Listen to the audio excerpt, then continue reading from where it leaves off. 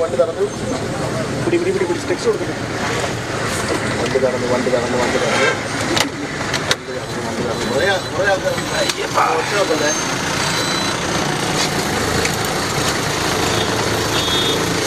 ഇറങ്ങിയതാ.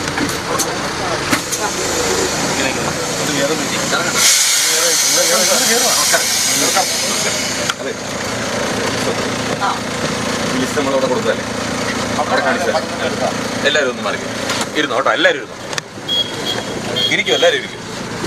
ഇരിക്കാൻ സ്ഥലമുണ്ടോ? മോനെ നിൽക്കണേ, മോനെ അങ്ങോട്ട് കയറിയിരുന്നോ. നമസ്കാരം. ആരെയും ബുദ്ധിമുട്ടിക്കാന്നുള്ള എൻ്റെ ലക്ഷ്യമല്ല, ജസ്റ്റ് നിങ്ങളെല്ലാവരും പറഞ്ഞേക്കുന്നത് കറക്റ്റ് ആണോ എന്ന് നോക്കുക കേട്ടോ. ഞാൻ നിങ്ങളുടെ കയ്യിലുണ്ട്, ഏറ്റവും എളുപ്പം നമുക്ക് ആ സംഘം തീർക്കാം.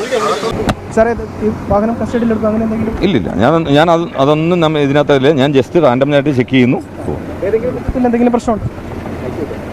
ഇതിപ്പോൾ ഏതായാലും കോടതിയുടെ കയ്യിലിരിക്കുന്ന കാര്യമാണ്. ഞാൻ അഭിപ്രായം ഒന്നും പറയുന്നില്ല. സാർ ഇപ്പോൾ ഇങ്ങനെ ഒരു പരിശോധന റൊട്ടീൻ ചെക്കിംഗ് സാധാരണ അങ്ങനെയാണ് സാധാരണയുള്ള രീതിയിലുള്ള പരിശോധന എന്നുള്ളതാണ് ഇപ്പോൾ എന്തായാലും മോട്ടോർ വാഹന വകുപ്പ് ഉദ്യോഗസ്ഥർ തന്നെ പറഞ്ഞിരിക്കുന്നത്. മറ്റ് കാര്യങ്ങളൊന്നുമില്ല.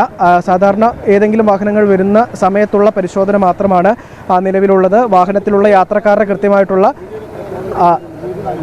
വാഹനത്തിലുള്ള ആളുകളുടെ കൃത്യമായിട്ടുള്ള രേഖകൾ ID കാർഡ് ഉൾപ്പെടെ പരിശോധിച്ചതിന് ശേഷം അവർ മാറുകയാണ്. വാഹനം കസ്റ്റഡിയിൽ എടുക്കുകയോ ഫൈൻ ഈടാക്കുന്ന ഒരു നടപടിയിലേക്കോ നിലവിൽ എന്തായാലും പോകുന്നില്ല എന്നുള്ളതാണ് പറയുന്നത്. മാത്രമല്ല മോട്ടോർ വാഹന വകുപ്പ് ഉദ്യോഗസ്ഥൻ കൃത്യമായി പറഞ്ഞിരിക്കുന്നു, അത് കോടതിയുടെ പരിഗണനയിലിരിക്കുന്നൊരു കേസായതുകൊണ്ട് തന്നെ, ഈ ബസ്സിൻ്റെ വിഷയം കോടതിയുടെ പരിഗണനയിലിരിക്കുന്നതായതുകൊണ്ട് തന്നെ മറ്റു നടപടികളിലേക്കൊന്നും കടക്കുന്നില്ല എന്നുള്ളതാണ് നമുക്ക് മനസ്സിലാക്കാൻ കഴിയുന്നത്. നമ്മൾ ആദ്യമേ സൂചിപ്പിച്ച പോലെ തന്നെ ബസ്സിലുള്ള യാത്രക്കാർ കൃത്യമായിട്ടും ഒറിജിനലാണോ, ഈ ബുക്ക് ചെയ്തുള്ള യാത്രക്കാരാണ് അവർ, ഈ ബുക്ക് ചെയ്തിട്ടുള്ള യഥാർത്ഥ യാത്രക്കാരാണോ എന്നതടക്കമുള്ള കാര്യങ്ങൾ പരിശോധിക്കുന്നതിന് വേണ്ടിയാണ് മോട്ടോർ വാഹന വകുപ്പ് ഉദ്യോഗസ്ഥർ എത്തിയത്. അവരുടെ കയ്യിൽ നിന്ന് ID കാർഡ് ഉൾപ്പെടെയുള്ള കാര്യങ്ങൾ റാൻഡമായി ആളുകളുടെ പേര് വിളിച്ചുകൊണ്ടുള്ള പരിശോധന നടത്തുകയും ചെയ്തിട്ടുണ്ട്. എന്തായാലും ഇപ്പോൾ ഈ പരിശോധന പൂർത്തിയായിരിക്കുന്നു. വാഹനം ഇവിടെ നിന്ന് വീണ്ടും വിട്ട് കൊടുക്കുകയാണ്. മോട്ടോർ വാഹന വകുപ്പ് ഉദ്യോഗസ്ഥർ പരിശോധന പൂർത്തിയാക്കിയിട്ടുണ്ട്. യാതൊരു തരത്തിലുള്ള ബുദ്ധിമുട്ടും ഈ വാഹന യാത്രികർക്കോ ഈ ബസ്സിനോ ഉണ്ടാക്കിയില്ല എന്നുള്ളതാണ് ഏറ്റവും പ്രധാനപ്പെട്ട കാര്യം. ചേട്ടാ, അവരെന്താ പറഞ്ഞു? അവർ ജസ്റ്റ് സാറേ ഒരാൾ മൂത്രമൊഴിക്കാൻ പോയിരിക്കുന്നതേ ഉള്ളൂ. അവരവരുടെ റുട്ടീൻ ചെക്കിങ് നടത്തുന്നു എന്നേ പറഞ്ഞുള്ളൂ. നമ്മളിപ്പോൾ അവിടെ കാണിച്ച അതേ ഷീറ്റ് തന്നെ ഇവിടെയും കാണിച്ചിട്ടുണ്ട്. ഇപ്പോൾ ക്രോസ് ചെക്ക് ചെയ്ത് നോക്കട്ടെ, നമ്മൾ ഇടയ്ക്ക് എന്തെങ്കിലും മാൽ പ്രാക്ടീസ് ഉണ്ടോ എന്നൊക്കെ അവർക്ക് തന്നെ ക്രോസ് ചെക്ക് ചെയ്യാമല്ലോ. ഇവിടുന്ന് നിങ്ങൾ ശ്രദ്ധിച്ചൊരു കാര്യമുണ്ട്, നമ്മൾ അവിടുന്ന് ഇത്രയും ദൂരം വന്നപ്പോൾ ഒരു 10-15 വണ്ടി അങ്ങോട്ട് പോയായിരുന്നു, യാത്രയും കല്ലട ഇതൊക്കെ ആയിട്ട്. ഒരു വണ്ടിയിലെങ്കിലും എവിടെയെങ്കിലും കയറിയതായിട്ട് കാണുന്നുണ്ടോ? ഇതുപോലെ ചെക്കിങ്ങോ യാത്രക്കാരൻ്റെ ID മേടിച്ചതായിട്ട് കാണുന്നുണ്ടോ? തീവ്രവാദികളെ കൊണ്ടൊന്നും അല്ലല്ലോ വണ്ടി പോകുന്നത്, തിരിച്ചും വണ്ടി പോകുന്നുണ്ട്. ബാംഗ്ലൂരിൽ നിന്ന് വന്ന് പോകുന്ന ലഗേജും ഒക്കെ ആയിട്ട്. ഇതേലും ഒരു ലഗേജ് ബോക്സോ എല്ലാം തുറന്ന് നോക്കട്ടെ എന്തെങ്കിലും ഉണ്ടോ എന്നൊക്കെ. അതേലൊന്നും ചെക്കിങ് ഇല്ല, ഇതിനിട്ട് മാത്രമേ ഉള്ളൂ ഈ പരിപാടി. ഇതിപ്പോൾ കോടതിയിൽ പേപ്പർ ഉള്ളതുകൊണ്ട് മാത്രമല്ലേ, അല്ലെങ്കിലോ ബുക്ക് ചെയ്ത ഇറങ്ങില്ല. കയറി സമയം പോയത് മൊത്തം ഇതുണ്ട്. നമ്മൾ അവിടുന്ന് ഷീറ്റ് പ്രദർശിപ്പിച്ച് കാണിച്ചാണല്ലോ, ഗിരീഷേട്ടൻ തന്നെ കാണിച്ചല്ലേ. ഇതാണ് അവർ നോക്കിയത്. ഇത് നമ്മൾ പ്രീ ബുക്കിംഗ് ആണ്, കോടതി പറഞ്ഞിരിക്കുന്ന പോലെ പ്രീ ബുക്കിംഗ് ആണ്. നമ്പറുണ്ട്, എല്ലാവരും റാൻഡം അവർ ചെക്ക് ചെയ്ത് നോക്കി.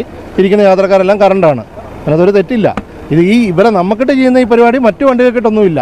നടപടിയൊന്നുമില്ല, അവർക്ക് നടപടി ചെയ്യാൻ പറ്റില്ല. വണ്ടി CC ചെയ്യരുതെന്നോ ചെക്ക് റിപ്പോർട്ട് കണ്ടിന്യൂസ് അങ്ങനെ എഴുതരുതെന്നോ വയലേഷൻ ഇല്ലല്ലോ, പിന്നെ എങ്ങനെയാണ് ചെക്ക് റിപ്പോർട്ട് വരുന്നത്? അങ്ങനെയാണ്. മോട്ടോർ വാഹന വകുപ്പ് എന്തായാലും പരിശോധന പൂർത്തിയാക്കിയിട്ടുണ്ട്. മൂവാറ്റുപുഴയ്ക്ക് അടുത്ത് ആനിക്കാട് എന്ന് പറയുന്ന സ്ഥലത്താണ് ഈ പരിശോധന ഉണ്ടായിരുന്നത് എന്നുള്ളതാണ് ഏറ്റവും പ്രധാനപ്പെട്ട കാര്യം. കഴിഞ്ഞില്ലേ?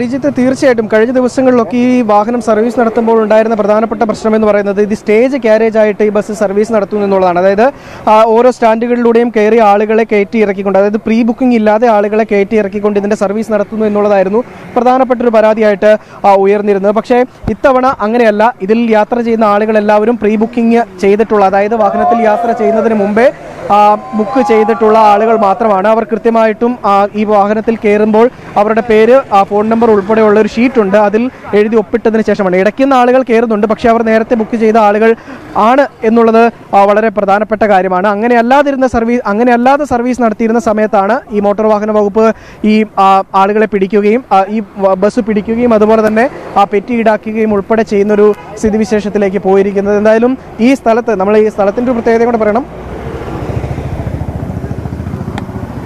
ഇതൊരു കോൺട്രാക്ട് കാരേജ് വാഹനമാണ്. അത് സ്റ്റേജ് കാരേജ് ആയിട്ട്, അതായത് ഈ ബസ് സ്റ്റാൻഡുകളിൽ കയറി ആളുകളെ എടുത്തുകൊണ്ട് പോകുന്നു, അങ്ങനെ സർവീസ് നടത്തുന്നു എന്നുള്ള കാരണം ചൂണ്ടിക്കാണിച്ചുകൊണ്ടാണ് മോട്ടോർ വാഹന വകുപ്പ് ഇതുവരെ ഈ റോബിൻ ബസ്സിനെതിരെ പിഴ ഈടാക്കിയിരുന്നത് അല്ലെങ്കിൽ നടപടി സ്വീകരിച്ചിരുന്നത് എന്നുള്ളതാണ് ഏറ്റവും പ്രധാനപ്പെട്ട കാര്യം. കഴിഞ്ഞ ഒരു മാസവും ഈ വാഹനം പത്തനംതിട്ട എയർ ക്യാമ്പിൽ കിടക്കാനുണ്ടായ കാരണവും അതുതന്നെയായിരുന്നു. എന്തായാലും നിയമ പോരാട്ടങ്ങൾക്കൊടുവിൽ ഇന്നലെ ബസ് വിട്ടുകിട്ടി. ഇന്നത് വീണ്ടും സർവീസ് പുനരാരംഭിച്ചിരിക്കുകയാണ്. രാവിലെ 5 മണിയോടുകൂടിയാണ് സർവീസ് ആരംഭിച്ചത്.